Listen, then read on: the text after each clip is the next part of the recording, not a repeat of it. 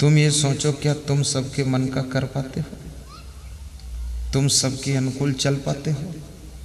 जब तुम सबके अनुकूल नहीं चल पाते हो तो सब तुम्हारे अनुकूल पूरा पूरा कैसे चलेंगे? तो किसी को दुख मत दीजिए और स्वयं खुश रहिए। आपके खुश रहने में आपके परिवार के सदस्यों की खुशियां जुड़ी हुई हैं। यदि सासू खुश है तो बहू प्रसन्न हो जाएगी, और सासू नाराज बैठी है तो बहू के अंदर डर हो जाएगा कि मामला क्या है।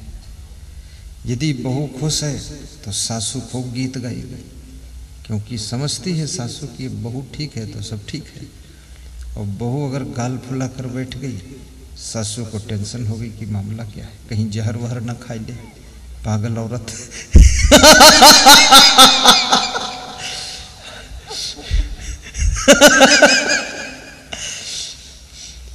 ये खुशियां बनाइए,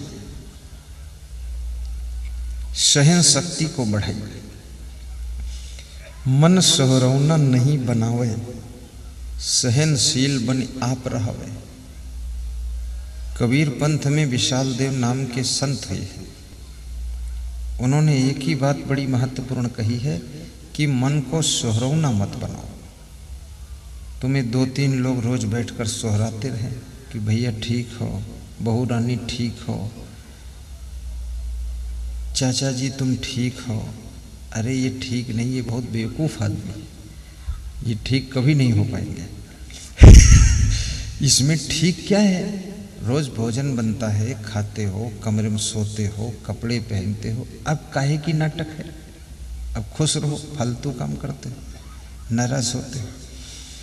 आदमी चाहे सोने के भवन में हो, चाहे 50 लाख की गाड़ी में चले, चाहे 10,000 की साड़ी पहने लेडीज, और चाहे तुम जितने कीमती जूते पहन लो, 20,000 के जूते, लेकिन याद रखना, जब तक स्वभाव को ठीक नहीं करोगे, खुश रहने की आदत नहीं बनाओगे, सहनशीलता को नहीं बढ़ाओगे, जब तक अपने कर्तव्य धर्म का पालन नहीं करोगे, जब तक बुराइयों को शराब पीना छोड़ोगे नहीं, तब तक तुमको शांति और प्रसन्नता मिलने वाली भी नहीं है।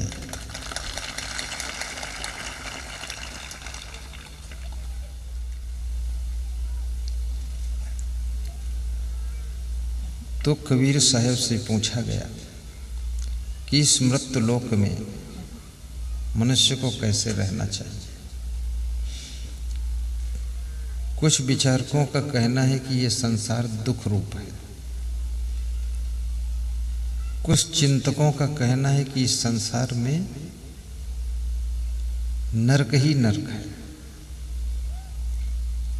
और कुछ विद्वानों का कहना है कि इस संसार में शांति तो है ही नहीं।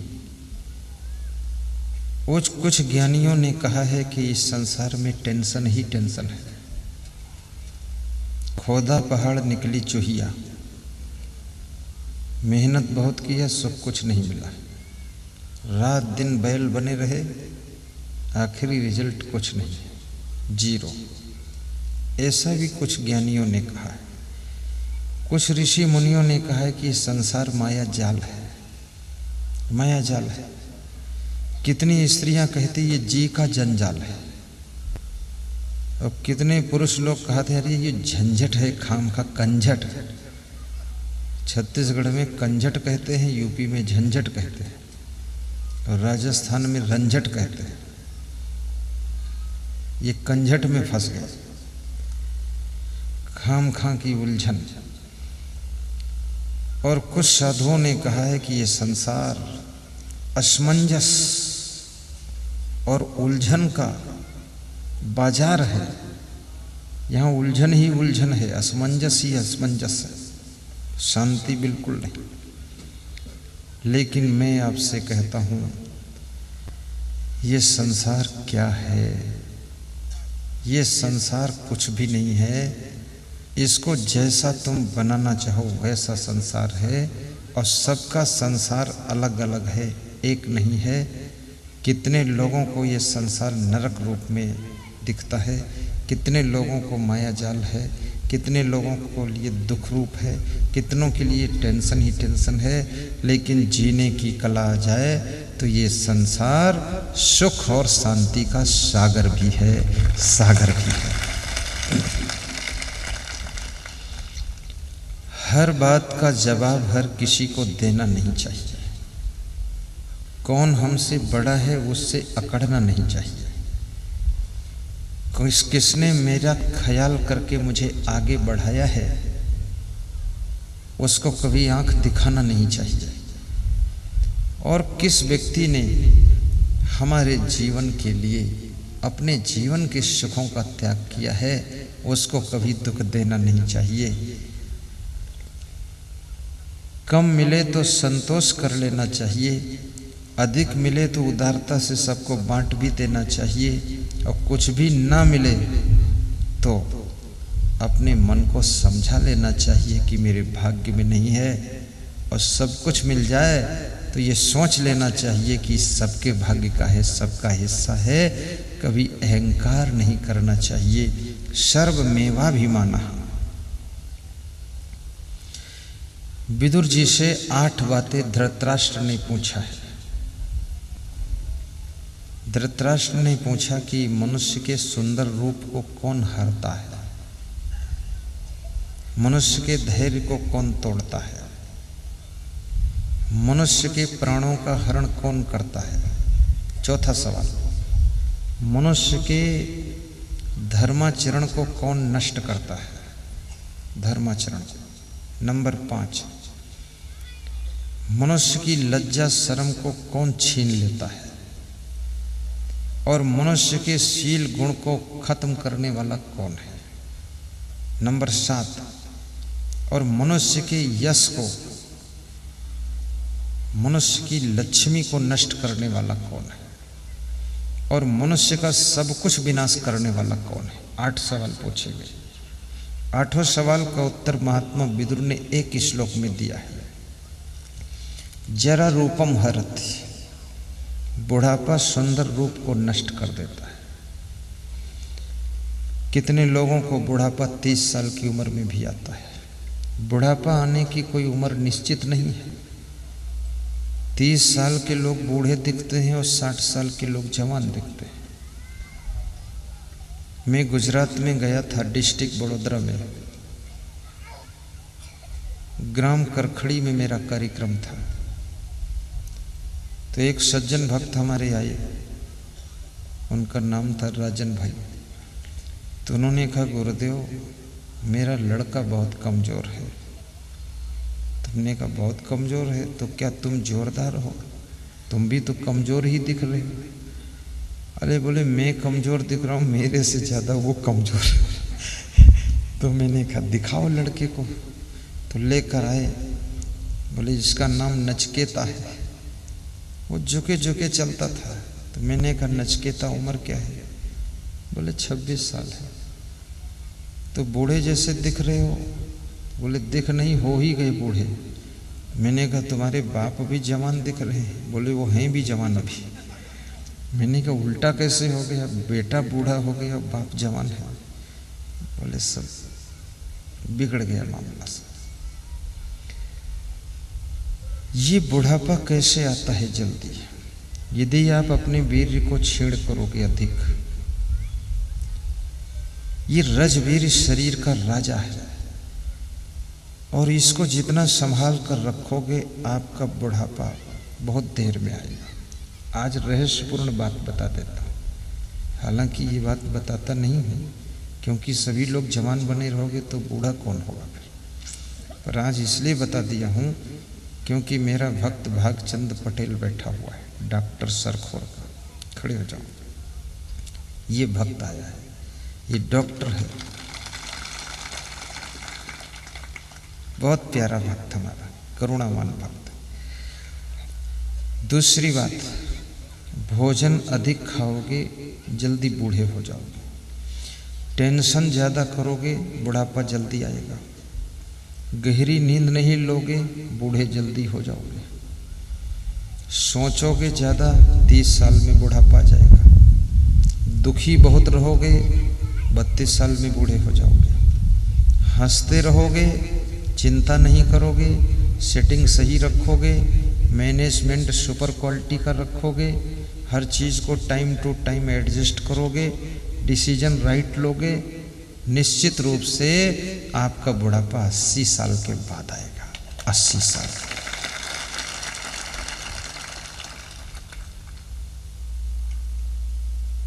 आंवला खाओगे, 10 साल बाद बूढ़े हो जाओगे, यानी 10 साल और जवान रहोगे।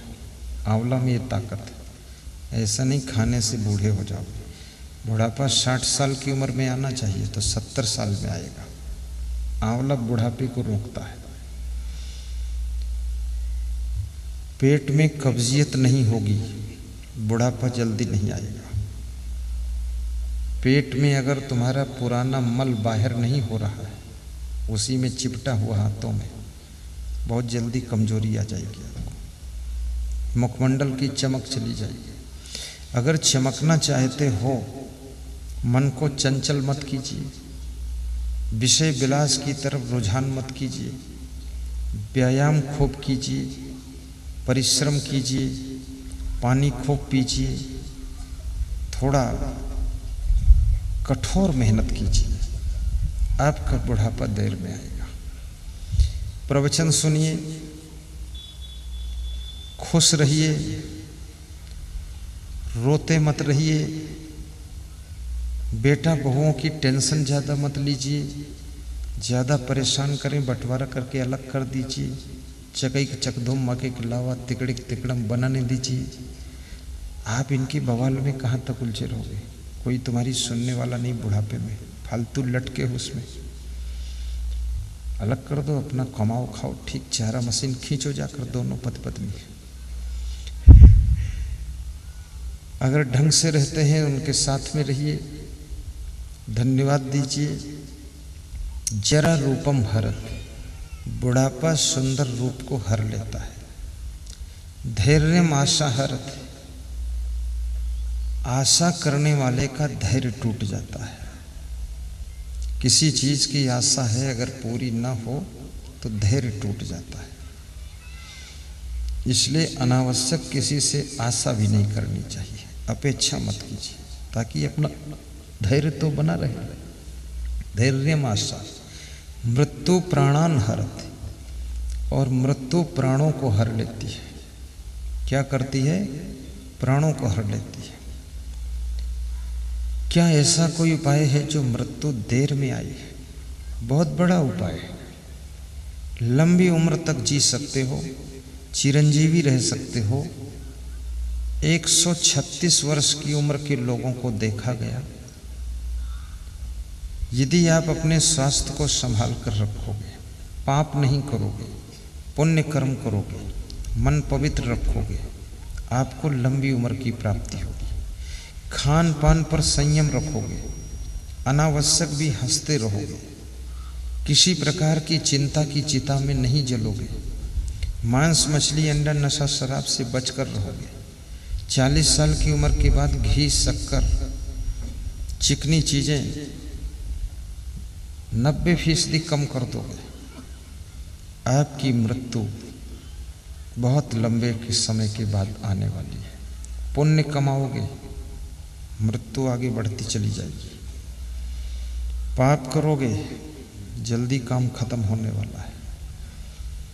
गौ माता की सेवा करोगे, उम्र बढ़ेगी। जननी माता की सेवा करोगे, सौभाग्योदय होगा। भारत माता की सेवा करोगे, यश को प्राप्त कर लोगे। और दुनिया के समस्त नर नारियों के लिए शुभकामना रखोगे तो याद रखना, आपकी उम्र भी बढ़ेगी, स्वास्थ्य भी बढ़ेगा और आपकी प्रसन्नता भी बढ़ेगी, खुशियां बढ़ेंगी। सर्वे भवन्तु सुखिनः, सर्वे सन्तु निरामया। सभी सुखी हों, सभी निरोगी हों, सभी खुशहाल हों। सर्वे भद्राणि पश्यन्तु मा कश्चित् दुख भाग भवेत्, कोई दुखी न दिखाई दे, ऐसी भावना।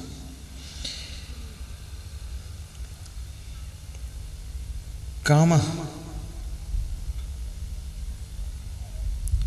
श्रियम हरत, मनुष्य की काम वासना उसकी शर्म को हर लेती है। शर्म खत्म। कामो ह्रियम,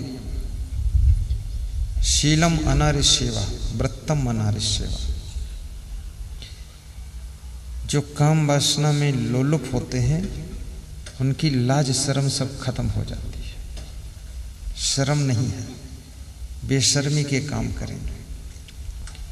और जिनके चरित्र खराब है उनका शील गुण नष्ट हो जाता है। जो चरित्रहीन की सेवा करते हैं उनका शील नष्ट हो जाता है। अनार्य सेवा, अनाड़ी व्यक्ति की सेवा करोगे तो आपके अंदर भी अनाड़ीपन आएगा। श्रियम हरत, क्रोधा श्रियम हरत। जो मनुष्य के अंदर क्रोध है, गुस्सा, ये लक्ष्मी को नष्ट करता है। तुम दुकान पर बैठ करके ग्राहकों से क्रोध करोगे, आपकी दुकान ठप हो जाएगी। तुम ऑफिस में बैठ करके अफसर और कर्मचारियों से क्रोध करोगे, आपकी नौकरी भी ठप होने वाली है। तुम साधु बन करके क्रोध करोगे, तुम्हारे भगत कोई तुम्हारे पास आने वाले नहीं। क्रोधी को कौन मिलेगा? शांति के लिए लोग आते हैं। क्रोधा श्रियम हरत। क्रोध करने वाले लोग लक्ष्मी विहीन हो जाते हैं। आपको घर में ज्यादा गुस्सा आएगा, घर की व्यवस्था बिगड़ जाएगी। आपको राजनीति में ज्यादा क्रोध आएगा। कई राजनेता तो इसलिए फेल हुए, उनका क्रोधी स्वभाव है, बहुत अभिमानी है, वोट पटांग बात करते हैं। क्या क्या बोलते हैं नेता, लोगों से ज्यादा फूहड़ आदमी कोई नहीं। चुनावी रण संग्राम में जब बोलना शुरू करते बड़े बड़े नेता, तो इतनी गलत गलत बातें एक दूसरे को बोलते हैं, फूहड़। इससे कोई विजय तो मिलने वाली नहीं। वोट तो जनता देगी, जनता भी समझ जाती है कि फूहड़ आदमी है। सभ्यता से बोलिए, अपना प्रभाव बढ़ाइए, अपनी ताकत बढ़ाइए, अपनी योग्यता बढ़ाइए, प्रेम बढ़ाइए, वोट मिलेगी आपको। ये एक दूसरे को थोका फजीहत की बात करना, ये कोई बुद्धिमानी की बात है। क्रोध आता है उनको, और क्रोध में जब तुम बोलते हो ना, क्रोध में जो 1 मिनट बोलते हो, उस 1 मिनट में बोले हुए शब्दों का परिणाम तुम्हारी 50 साल की जिंदगी तक आते रहते हैं। बोला तो आज था, आगे 50 साल तक उसका रिजल्ट मिलता रहेगा। इसलिए कृपया क्रोध जब आए तो शास्त्रों में लिखा है कि मौन हो जाइए, गम खाइए, समय बिता दीजिए, बेडरूम में जाइए, पानी पी लीजिए, थोड़ा 10 मिनट रुक जाइए, उसके बाद मुंह धोकर निकलिए, तब बात कीजिए। नहीं तो क्रोध में निकले हुए शब्द आपके भविष्य को बिगाड़ सकते हैं। गुस्सा में निकली हुई वाणी आपके भाग्य को चौपट कर सकती है।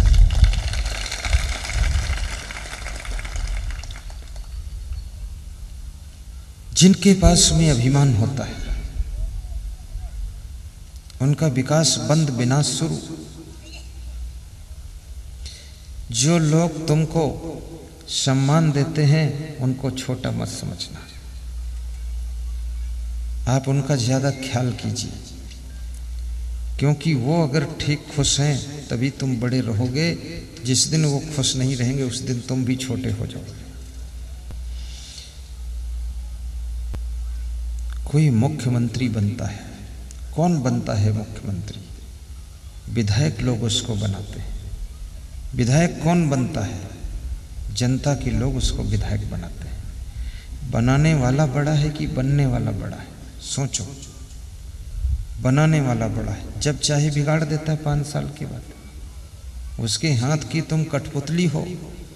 तुम किस औकात में बात कर रहे हो? फालतू डिंग मारते हो, घमंडी कहीं का। मैं तो कई मंत्री लोग हार गए तो मेरे पास आए। मैंने कमरे में बिठा करके कहा कि तुमको कोई हराया ही नहीं है। बोले तो हारा कैसे फिर?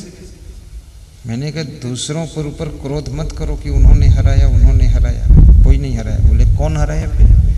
हमने कहा तुम्हारा जो क्रोध है, दांत पीसने की आदत है, जो आंखें घोड़कते हो, जो मारू साण की तरह देखते हो, सहाड़ा देव बने हो, इसलिए वोट नहीं मिली है। हमने कहा हाथ जोड़ना सीखो, हंसना सीखो, मुस्कुराना सीखो, झुकना सीखो, न 100 बार हारोगे।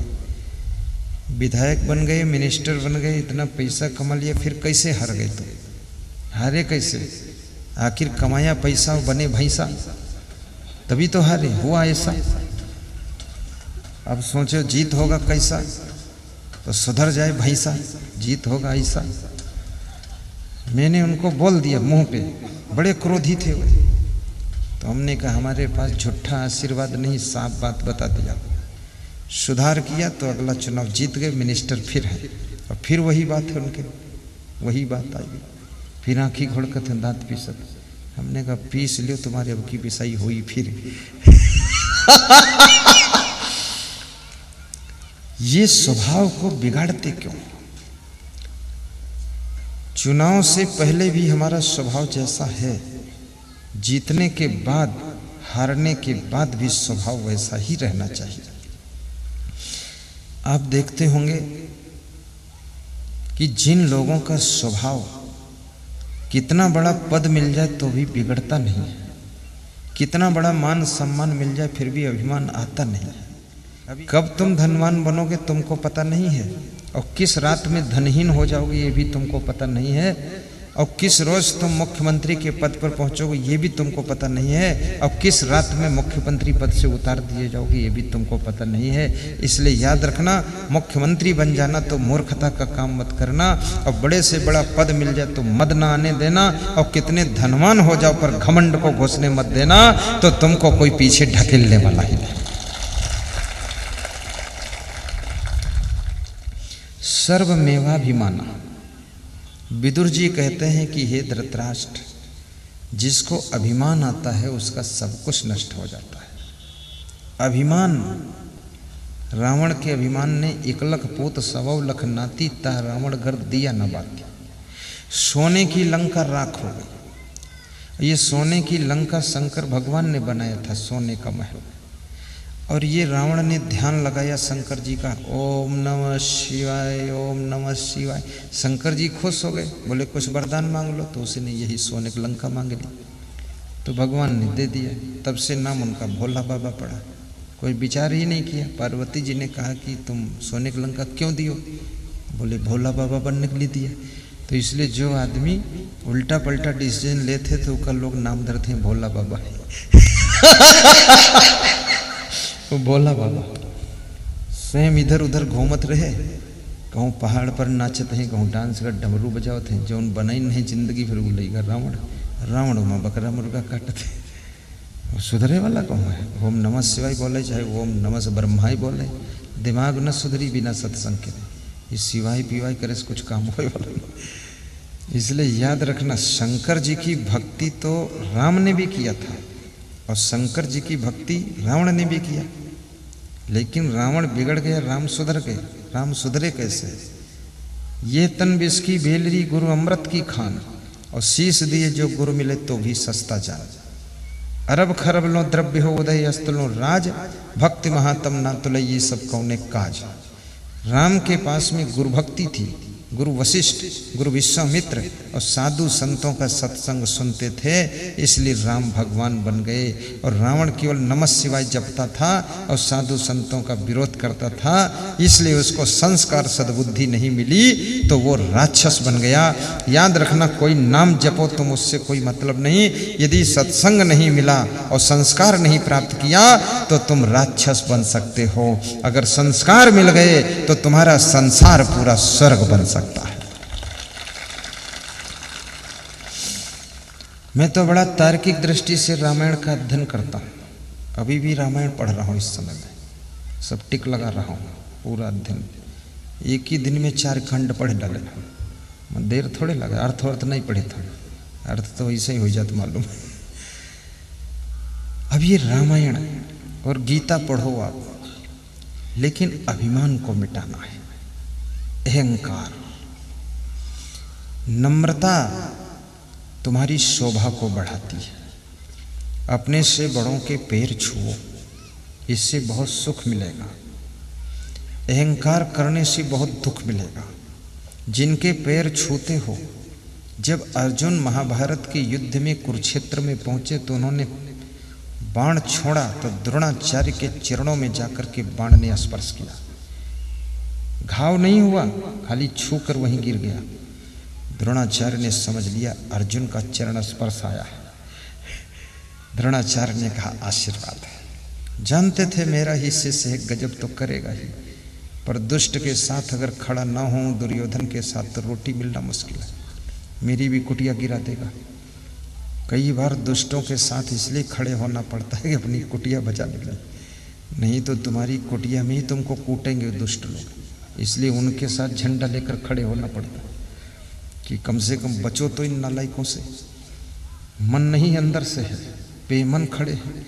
ये द्रोणाचार्य कृपाचार्य ये सब बिना मन के खड़े थे, युद्ध में रथ पर बैठे रहे। अन्यथा द्रोणाचार्य मारता बाण तो उड़ा देता पांडवों को, लेकिन ढील ढाल बाण चलावत रहे, उल्टा बाण चलावत रहे। ये समझ रही ये सब मर जाए दुष्ट तो हमको छुट्टी मिले और पांडव सुरक्षित रहे, ठीक है न्याय पर चलते हैं। अन्यथा गुरु तो होशियार था ना, वो लगाता अगर एक बार टंकार तो हालत खराब हो जाती। भीष्म पितामह ने एक ही दिन युद्ध किया था, आधी सेना मार दिया था धड़ाधड़। तो कृष्ण भगवान के पांव पकड़कर बैठ गए पांडव की कल तो फाइनल कर देगा भीष्म पितामह। तो कृष्ण ने कहा कि ऐसा करो, इसमें कुछ करना पड़ेगा, युद्ध से जीत नहीं पाओगे भीष्म पितामह के साथ। ब्रह्मचारी है वो, अब ब्रह्मचारी के बुढ़ापे में भी बड़ी ताकत रहती है। अब भीष्म पितामह ब्रह्मचारी क्यों बना? अपने बाप के कारण ब्रह्मचारी बन गया। बाप बेविचारी था, ये ब्रह्मचारी हो गया। उसके बाप थे शांतन, गंगा किनारे घूमने गए, वहाँ मल्लाह की लड़की सत्यवती को देखकर मोहित हो गए, उसके साथ विवाह करने की इच्छा कर लिया। कितनी गलत बात है ये। अब तुम महाराजा हो, शांतन नाम है, पांडव परिवार के हो, कौरवों के, और तुम वहाँ मल्लाह की लड़की में मोहित हो गए। अब शाम को रथ पे बैठ करके रोज वहाँ गंगा किनारे जाते थे और उदास और निराश महल में पड़े रहते थे। उस लड़की के बाप ने कहा कि मेरी बेटी का बेटा ही युवराज बनेगा, तब शादी कर सकता हूँ। और युवराज बनने का संकल्प देवव्रत के लिए हो चुका था। यही जो भीष्म पितामह था, बचपन में नाम देवव्रत था। तो अब उस संकल्प को, वचन को पलट नहीं सकते थे।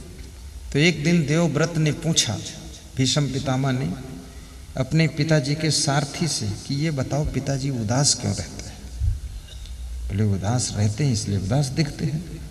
बोले चिंता में क्यों रहते? बोले चिंतित हैं इसलिए चिंता में है। अरे बोले फालतू डायलॉग मत मार, कारण क्या है? बोले कारण हम नहीं बताएंगे, बड़ों का कारण बताने वाले का ही निवारण हो जाता है। दुई पाटन के बीच में साबुत बचा न खोए। बोले ये तो बताओ ये रथ पे बैठ के शाम को जाते कहाँ हैं? सब पूछने लगा वो। तो उसने सब बता दिया कि गंगा किनारे जाते हैं, वहाँ एक सत्यवती नाम की लड़की है, उसमें मोहित हो गए तुम्हारे पिताजी, शादी करना चाहते हैं। तो बोले तो कर लें, इतना दुखी क्यों उसके लिए? करना चाहते तो कर लें। बोले इसलिए नहीं कर रहे हैं क्योंकि उस लड़की के बाप ने ये कहा है कि इसी बेटी का बेटा ही राजा बनेगा, इसलिए वो नहीं कर पा रहे। वो वचन तुम्हारे लिए दे चुके हैं, तुम युवराज बनोगे। बोले छोड़ो झंझट, लाइए रथ निकालिए जल्दी से। रथ निकाला, उस पर बैठ गया देवव्रत, धनुष बाण लेकर के अपने अस्त्र शस्त्र लेकर उसी मल्लाह के घर पहुंचा और दरवाजा झड़क से खोला, खोलो इसको। वो लड़की कहाँ? बिठाओ रथ पे, इसमें मेरे पिताजी परेशान हैं, ये मेरी माँ बनेगी, चलो। अब ये बेटा कितना समझदार है, बाप कितना मूर्ख है। तो सत्यवती के पिता ने कहा कि मेरी बेटी का बेटा ही युवराज बनेगा। बोले मैं कसम खाता हूं कि मैं शादी ही नहीं करूंगा, इसलिए मेरा बेटा कोई होगा ही नहीं, और तुम्हारे बेटी का बेटा तुम्हारा नाती युवराज बन जाएगा। चलो जल्दी बिठाओ, देर मत करो। तुरंत उसको लेकर बिठा कर लाए और पिताजी के कमरे में पहुंचाया। कहा पिताजी जिसकी वजह से तुम दुखी रहते थे ये सामान ला दिया हूं, इसके साथ रहो। बोले बेटा तुमको युवराज बनाने? बोले मैं शादी ही नहीं करूंगा, युवराज की छोड़ो बात, आप बुढ़ापे में एक और शादी कर लो। पिताजी को शादी करा दिया।